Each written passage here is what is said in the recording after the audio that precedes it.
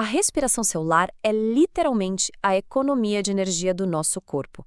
Toda célula precisa de uma moeda para funcionar, certo? E a gente sabe que essa moeda é o ATP. Mas como o corpo decide o melhor jeito de fabricar esse dinheiro todo? É exatamente isso que a gente vai desvendar agora. O que preparamos aqui é um resumo prático, super direto, focado na sua revisão para provas de fisiologia. Então, bora dominar esse assunto. Dando uma olhada rápida no que a gente vai cobrir hoje, começamos com a batalha da energia, depois vamos falar da glicólise aeróbica, que é a nossa maratona, e da glicólise anaeróbica, o nosso sprint. Aí a gente consolida tudo numa tabela comparativa para provas, interpreta gráficos e ciclos essenciais e fecha com um quiz rápido de revisão. Parte 1. A batalha da energia.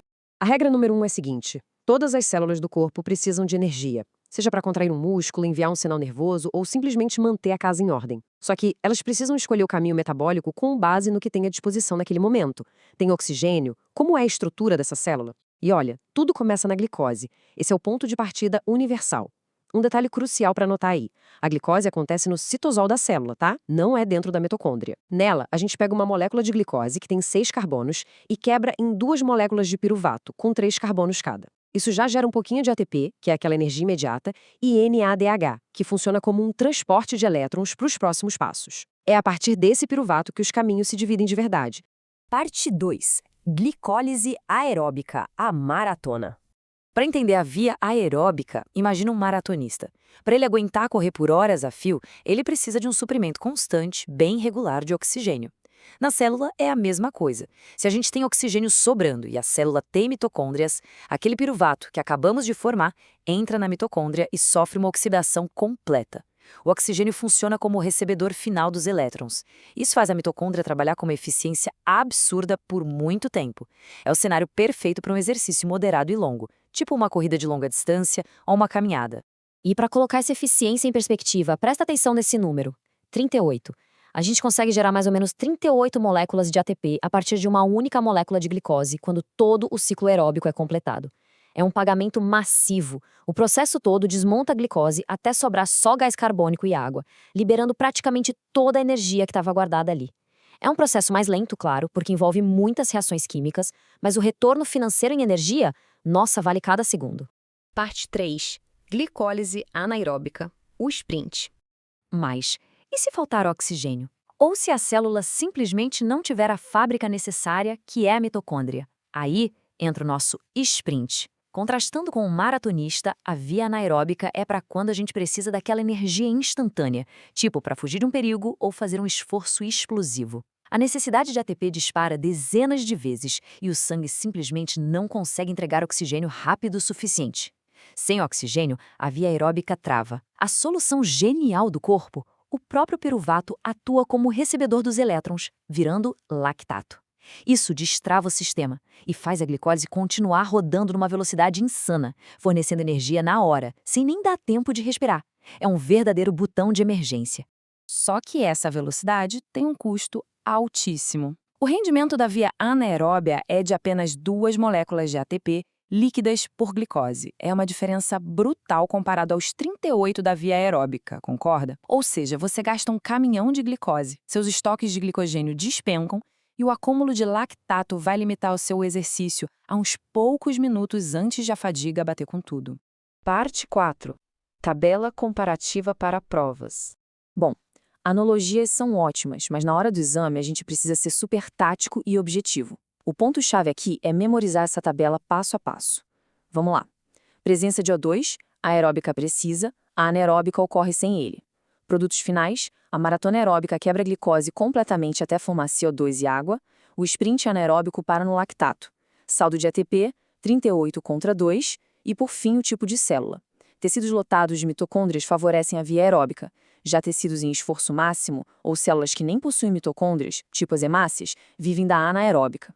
E aqui vai uma dica valiosíssima de prova. Viu uma questão de múltipla escolha? Buscar essas palavras-chave revela instantaneamente a via que está sendo testada. Falou em hemácias, ou glóbulos vermelhos, a resposta envolve metabolismo anaeróbico, porque elas não têm mitocôndrias. O lactato é a única saída delas. O enunciado falou em acúmulo de lactato ou exercício curto e muito intenso, anaeróbica de novo. Por outro lado, se a questão citar a oxidação completa ou destacar a presença de mitocôndrias trabalhando em estado estacionário, o foco é 100% a via aeróbica. Parte 5. Interpretando gráficos e ciclos. Os professores de fisiologia e bioquímica adoram testar isso visualmente. O que é realmente interessante analisar aqui é como a química se traduz nesse gráfico. Nota essa curva vermelha ascendente indicando a produção de CO2 ao longo do tempo. Como a gente viu, o CO2 é o produto final da oxidação completa lá na respiração aeróbica. Portanto, ver essa curva subindo prova definitivamente que a célula está em um ambiente com oxigênio e com as mitocôndrias a todo vapor.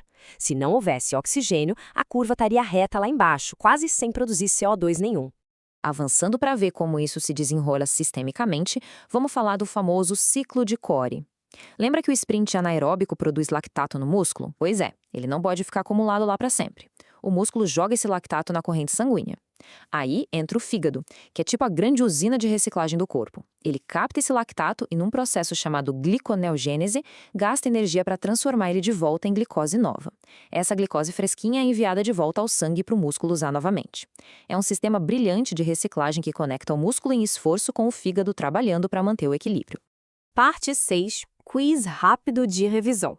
Para consolidar tudo isso, vamos fazer a nossa revisão final. Primeira pergunta clássica. Qual via metabólica é exclusivamente utilizada pelas hemácias? Pensou?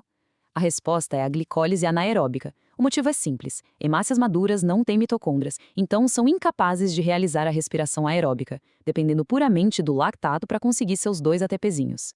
Segunda pergunta. Qual via produz CO2 como um subproduto mensurável? Exatamente, a respiração aeróbica. Lembra da análise do gráfico? A presença de oxigênio permite que o piruvato seja totalmente oxidado a CO2 e água dentro da mitocôndria, espremendo toda a energia da molécula.